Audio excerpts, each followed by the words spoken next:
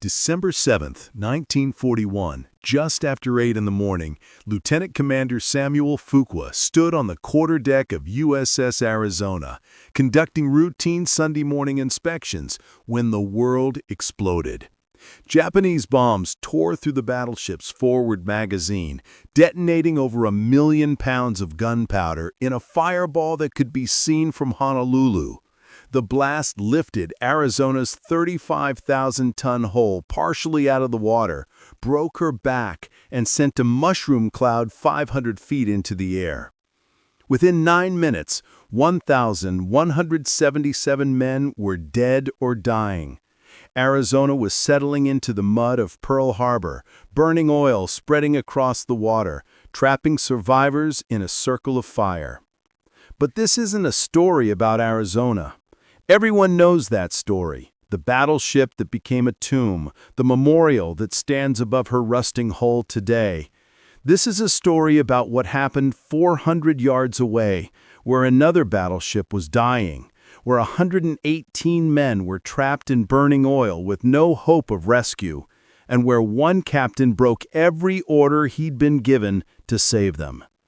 This is the story of USS West Virginia, the captain who refused to abandon his men, and the most desperate rescue operation in Pearl Harbor's chaos, one that succeeded because a single officer decided that saving lives mattered more than following regulations.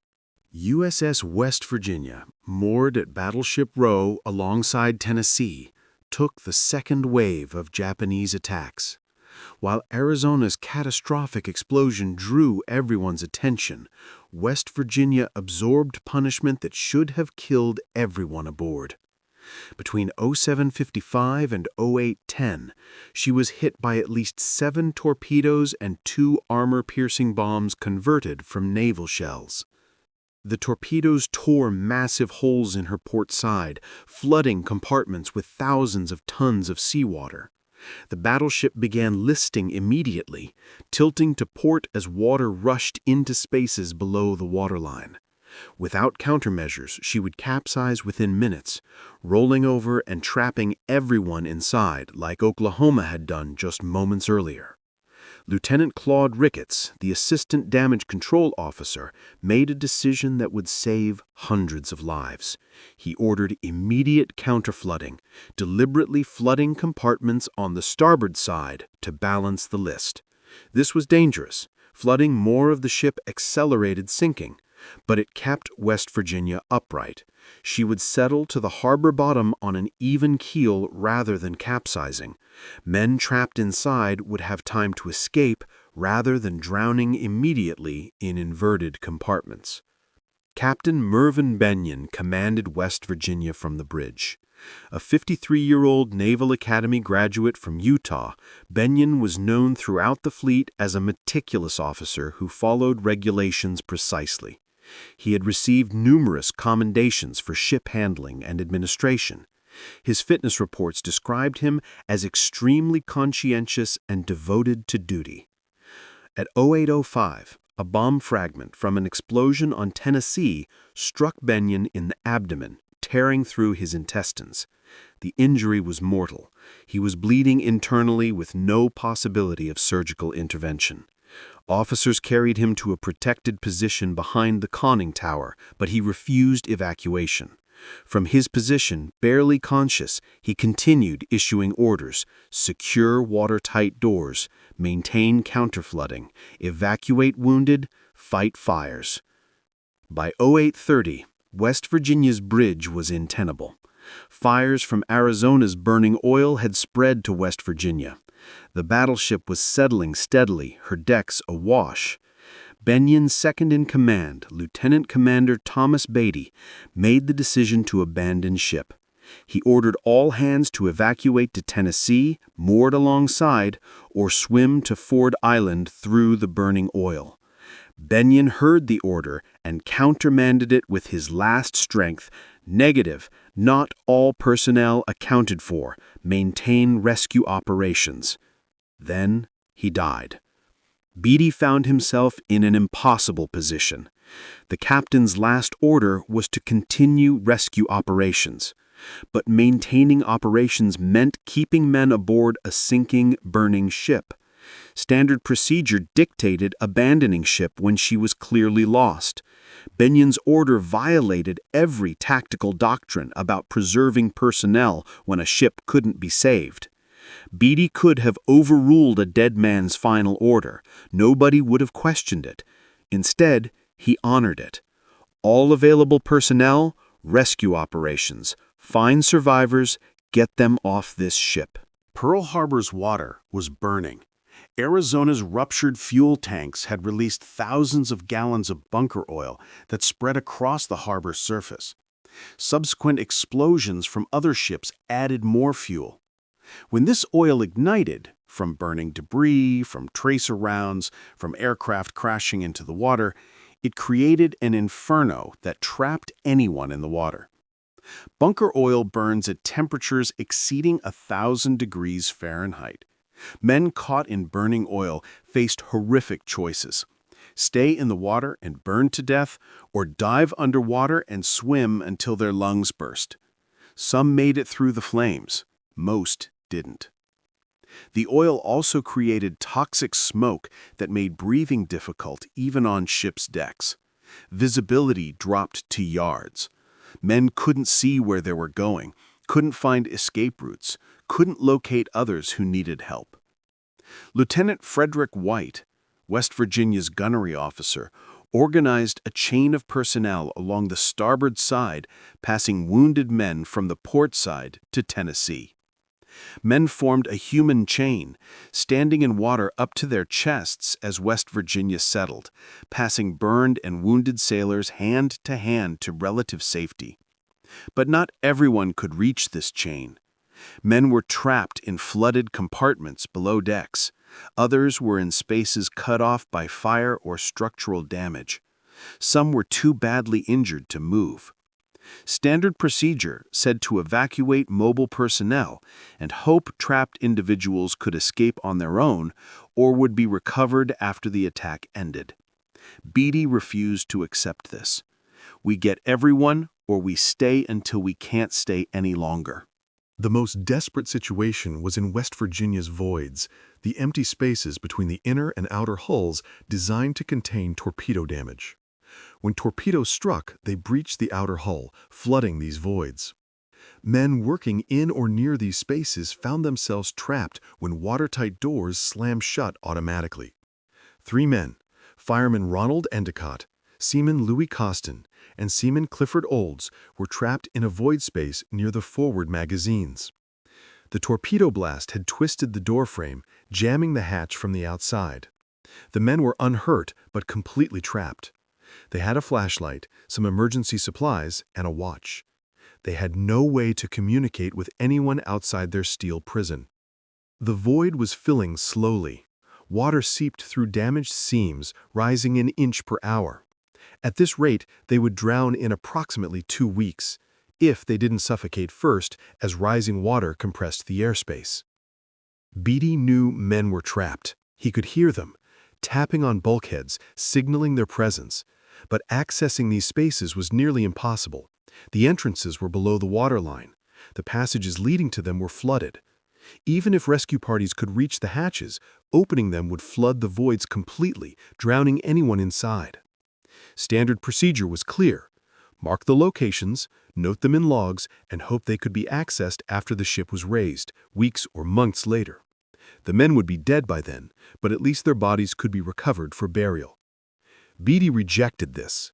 Find a way. I don't care if it violates every safety regulation ever written. Find a way to get them out. Lieutenant Commander Thomas Beattie was not a natural rebel. His service record showed exemplary adherence to regulations. He had never been disciplined for insubordination. His efficiency reports praised his sound judgment and strict compliance with naval procedures. But standing on West Virginia's listing deck, watching oil burn around his ship, hearing men trapped below tapping desperately on bulkheads, Beattie made a decision that could have ended his career. He would violate orders, ignore tactical doctrine, and risk lives to save lives. The first order he violated was abandoning ship. Admiral Kimmel's headquarters, trying to coordinate response across the entire harbor, had signaled all ships to evacuate non-essential personnel and establish defensive positions ashore. Beattie acknowledged the order and ignored it. He kept rescue parties aboard West Virginia for another 3 hours, long after the ship was officially abandoned. The second order he violated concerned rescue priorities. Regulations stated that rescue operations should focus on personnel most likely to survive, mobile wounded who could be quickly evacuated. Beattie inverted this priority. He focused resources on trapped men who couldn't escape without help, even though this meant leaving some mobile wounded to self-evacuate. The third order he violated was safety regulations about rescue operations. Navy doctrine prohibited sending rescue parties into flooded compartments without proper equipment and standby personnel. Beattie sent men into spaces knowing they might die trying to save others. He made these decisions personally, never ordering anyone into danger. He asked for volunteers and always got more than he needed. Chief Water Tender Alfred Gorley volunteered to lead a party into flooded machinery spaces to search for trapped personnel. The spaces were dark, filled with water contaminated with oil and chemicals, and structurally unstable. Gorley and 3 others went anyway, feeling their way through blackness, calling for survivors. They found 12 men trapped in an engine room, standing on machinery above rising water. The men had been there since the first torpedo hit, water rising around them, temperature climbing toward unbearable as steam leaks filled the space.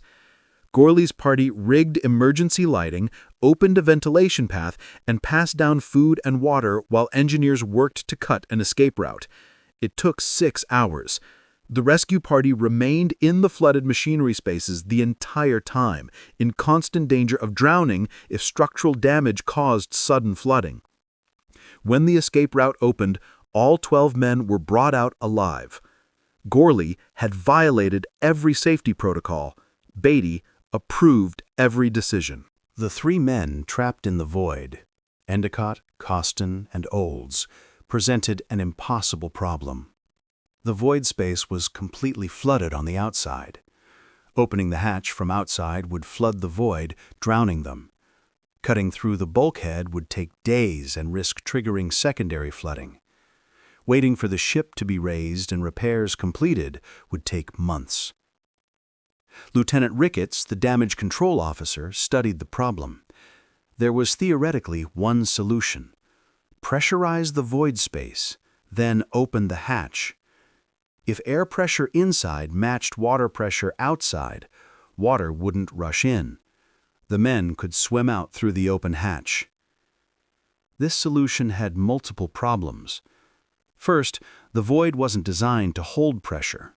Air would leak out constantly. Second, they had no equipment to pressurize the space. Third, even if they could pressurize it, opening a hatch underwater while maintaining pressure was nearly impossible. Fourth, the men inside would need to understand what was happening and be prepared to swim out the moment the hatch opened. And most critically, if anything went wrong, if pressure wasn't maintained, if the hatch jammed, if structural damage caused catastrophic flooding, everyone involved would die. Beattie asked Ricketts for a probability assessment. Ricketts estimated 30% chance of success, 50% chance of catastrophic failure killing everyone, 20% chance of partial success where some personnel survived. Unacceptable odds, Beattie said. Find a better way or we do it anyway. Ricketts found a better way, though not by much. Instead of pressurizing from outside, they would use the void's natural air pocket. As water rose in the void, it compressed the air trapped above it. Calculate the exact pressure based on water depth. Open the hatch at the precise moment when internal air pressure equaled external water pressure, and the hatch would open without immediate flooding. The timing had to be perfect. Open too early, and water would flood in, drowning the trapped men. Open too late, and the compressed air would explode outward, potentially injuring everyone and making the hatch impossible to close. They had one attempt. If it failed, the men would die. What history doesn't always record is that the rescue of Endicott, Coston, and Olds didn't happen on December 7th. It couldn't. The ship was too unstable, the harbor too chaotic, the resources too limited. Beattie made the decision to mark the void's location, pump air into it through an improvised system to slow the water rise, and plan a proper rescue once conditions allowed.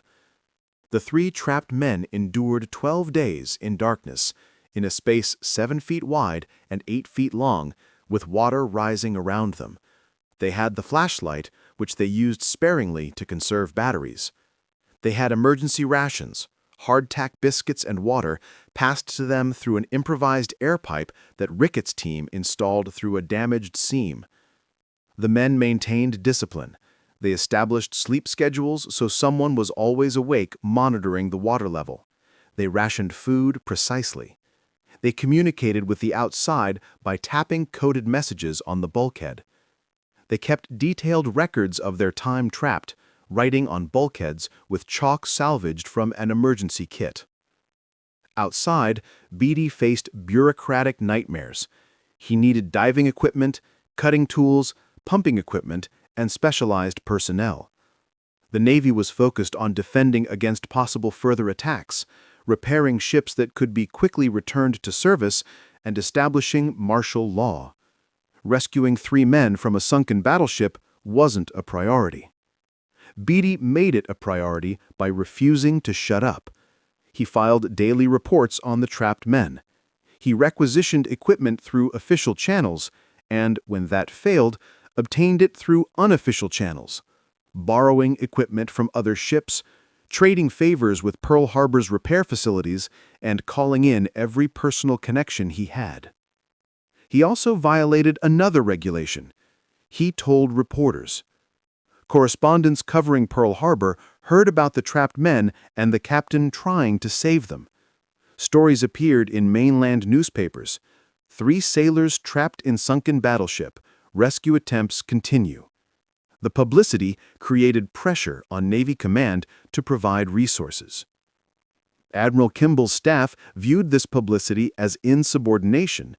He was operating outside command structure, potentially compromising operational security and generally being a problem. But they couldn't order him to stop without appearing to abandon the trapped sailors, which would be a public relations disaster. Beattie was given resources, grudgingly, but he got them. By December 19, conditions were as favorable as they would get. The harbor was secured. Repair facilities were operational. Experienced divers were available. Equipment was assembled. Ricketts had calculated exact pressures and procedures. They had one chance. The rescue team consisted of Beattie, Ricketts, Chief Gorley, 4 divers, and a dozen support personnel. They positioned boats around West Virginia's sunken hull, established communication lines, and began the operation.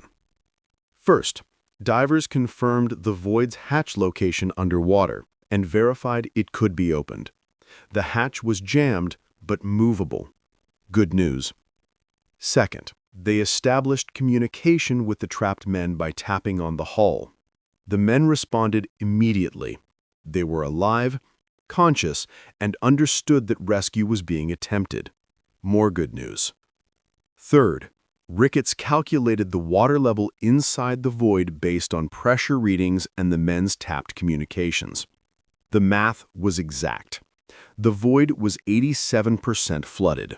The air pocket was compressed to approximately 40 psi, pounds per square inch, above atmospheric pressure. External water pressure at the hatch depth was approximately 38 psi above atmospheric.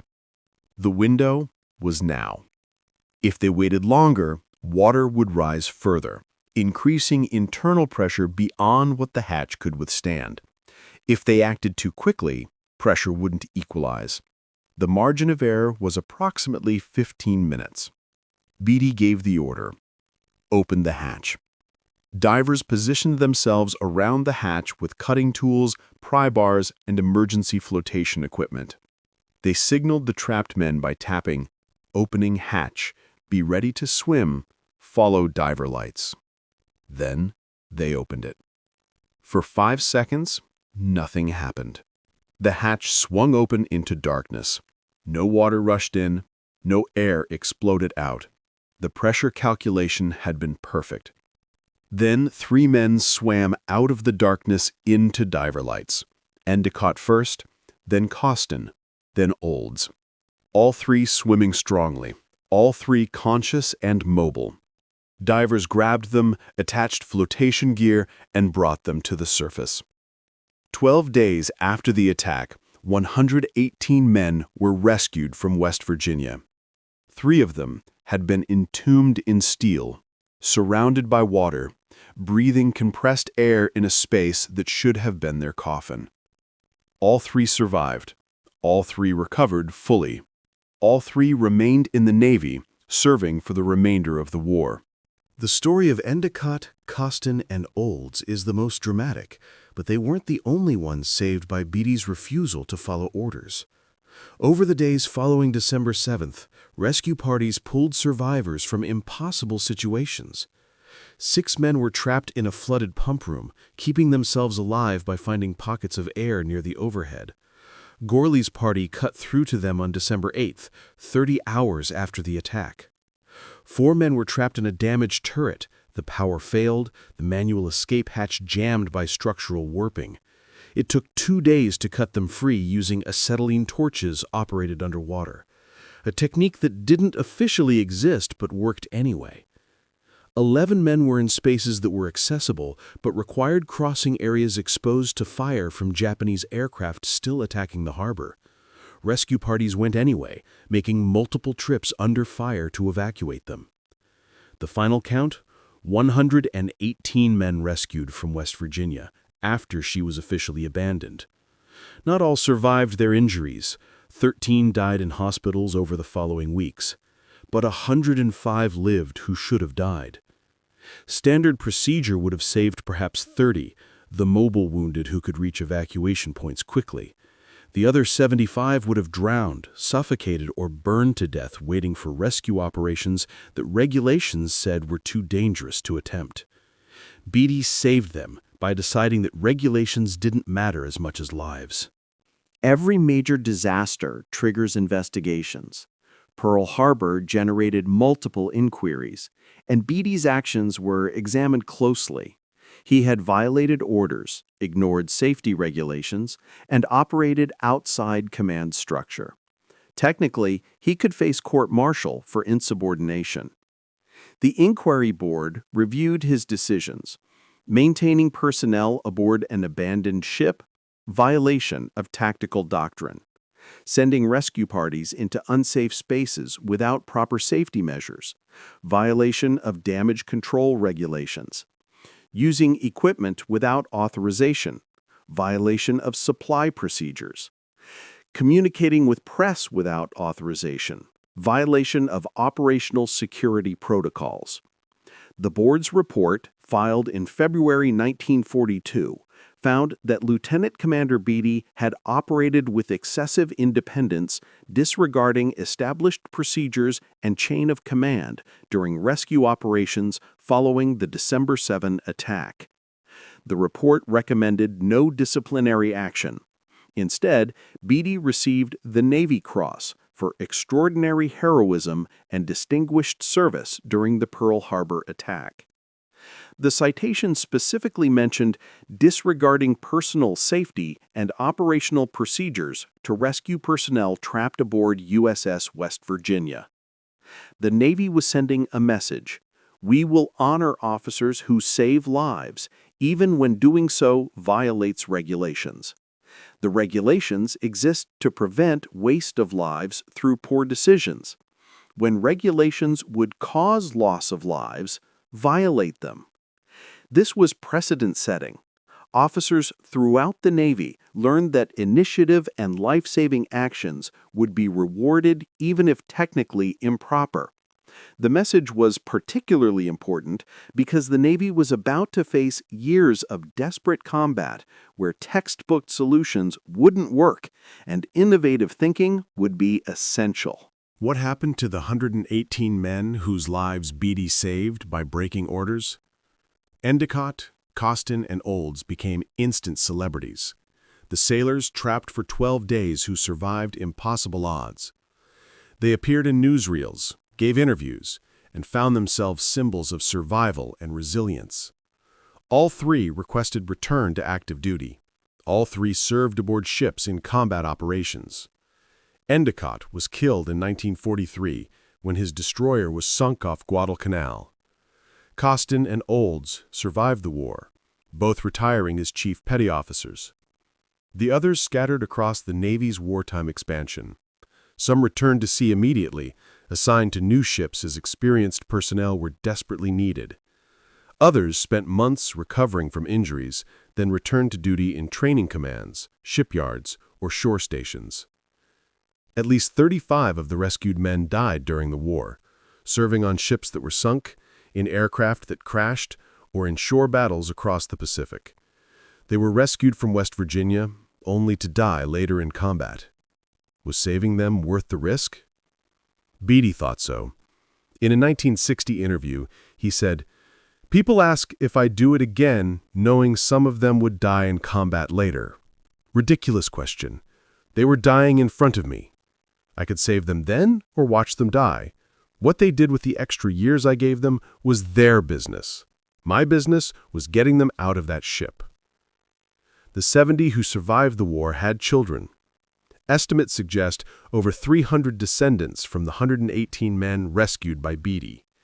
Grandchildren and great-grandchildren who exist because Beattie broke orders in December 1941. Beattie's actions raise fundamental questions about leadership and obedience. Military organizations require discipline. Soldiers and sailors must follow orders, even orders they disagree with, because coordination requires hierarchy, and hierarchy requires obedience. But obedience can't be absolute. History is full of examples where following orders led to atrocities, disasters, and unnecessary deaths. The defense, "I was just following orders," has been rejected as justification for evil actions. We expect officers to use judgment, to recognize when orders are wrong, and to have the courage to disobey. But when? What standard determines when disobedience is heroic rather than insubordinate? Beattie never articulated a clear principle. His decision was instinctive. Men were dying, regulations said to abandon them, his conscience said to save them, so he saved them. The ethics were simple. Saving lives justified violating rules designed to prevent waste of lives. The Navy's decision to award him the Navy Cross, rather than court-martial him, endorsed this principle. Regulations serve people. People don't serve regulations. When regulations conflict with saving lives, violate the regulations. This principle isn't limitless. Beattie wasn't advocating chaos where everyone does whatever they think is right. He was articulating a narrow exception. When you can save lives by violating regulations, and when the violation doesn't cause greater harm elsewhere, you have a moral obligation to act. Not everyone could be saved. West Virginia lost 106 men on December 7th, despite Beattie's efforts. Some died instantly in explosions. Others drowned in compartments that flooded too quickly for escape. Some burned in oil fires. Some were trapped in spaces that simply couldn't be accessed in time. The final death was Seaman Second Class Harold Peel, who died of injuries on December 20th, the day after Endicott, Costin, and Olds were rescued. He had been pulled from a flooded compartment on December 8th, survived for 12 days in hospital, then succumbed to infection from his wounds. Beattie attended every funeral he could, 57 services over 3 months, as bodies were recovered and identified. He personally wrote letters to families explaining what had happened, acknowledging that their sons and husbands couldn't be saved despite best efforts. These letters, preserved in national archives, are remarkable documents. Beattie didn't use military euphemisms. He described exactly what happened, what was tried, and why it didn't work. He accepted responsibility for decisions that didn't save everyone. He never claimed that following proper procedures would have produced better outcomes. He was honest that some men couldn't be saved regardless of what anyone did. Families appreciated the honesty. Many wrote back thanking him for trying, for not giving up, for treating their loved ones' deaths as personal failures rather than acceptable casualties. The 57 men who died were equally victims of the attack as the 2,403 other Americans killed at Pearl Harbor. That 118 were saved doesn't diminish the tragedy of those who couldn't be saved, but it illustrates that the death toll could have been higher, might have been 163 if Beattie had followed regulations rather than his conscience. Years after the war, the Naval War College studied Pearl Harbor rescue operations as case studies in leadership and decision-making. Beattie's actions at West Virginia were analyzed alongside other rescue operations across the harbor. The study concluded that successful rescue operations shared common characteristics: officers who prioritized personnel safety over ship safety, rapid improvisation when standard procedures didn't work, willingness to violate regulations when necessary, and personal leadership where officers shared risks with enlisted personnel. Unsuccessful operations also shared characteristics: rigid adherence to procedures even when circumstances didn't match procedure assumptions, delayed decision-making while waiting for authorization, prioritizing career preservation over mission accomplishment, and detached leadership where officers directed from safe positions rather than participating directly. Beattie exemplified successful leadership. He violated procedures, improvised constantly, risked his career, and personally participated in dangerous operations. Others did the same. Lieutenant Commander James Cunningham at California, Lieutenant Commander John Harper at Nevada, Ensign Francis Flaherty at Oklahoma. All received commendations, all violated regulations, all saved lives. The Naval War College used these case studies to revise training for officers. The key lesson? Regulations are guidelines, not absolute rules. In crisis situations, officers must use judgment to determine when following rules helps and when it hinders. The ability to make this determination separates competent officers from great ones. USS West Virginia was raised, repaired, and returned to service. She participated in nearly every major Pacific campaign: Leyte Gulf, Iwo Jima, Okinawa. She was present in Tokyo Bay when Japan surrendered in September 1945. She was decommissioned in 1947 and sold for scrap in 1959. No piece of her was preserved as a memorial. No museum displays her artifacts. The battleship that wouldn't die, that was rescued by a captain who broke orders, was cut up and melted down. A small plaque at Pearl Harbor mentions West Virginia among the ships damaged in the attack. It doesn't mention the rescue operations. It doesn't name Beattie, Ricketts, or Gormley. It certainly doesn't explain that 118 men survived because regulations were violated. The oversight is understandable. Pearl Harbor memorials focus on those who died, not those who lived.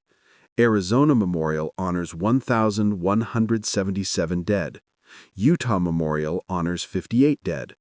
Oklahoma Memorial honors 429 dead. These memorials are appropriate and necessary. But somewhere should be recognition that not everyone died, that some were saved, that officers and sailors risked everything to rescue trapped personnel. The story of survival deserves telling alongside the story of sacrifice. Beattie would have hated a memorial. In his 1960 interview, he said, "I don't want to be remembered for Pearl Harbor. I want to be remembered for what I did afterward, commanding destroyers in the Pacific, training crews, doing the job the Navy paid me to do. Pearl Harbor was one day. The war lasted 4 years. Fair enough, but that one day defined leadership in ways that 4 years couldn't. The captain who broke every order to save 118 men demonstrated principles that should be taught to every officer. Your mission is protecting your people. Regulations serve that mission rather than define it, and sometimes the right thing to do is the wrong thing according to the manual. 118 men were dying in burning oil on December 7, 1941. Captain Mervyn Bennion's last order was to save them. Lieutenant Commander Thomas Beattie honored that order by violating every other order he'd been given.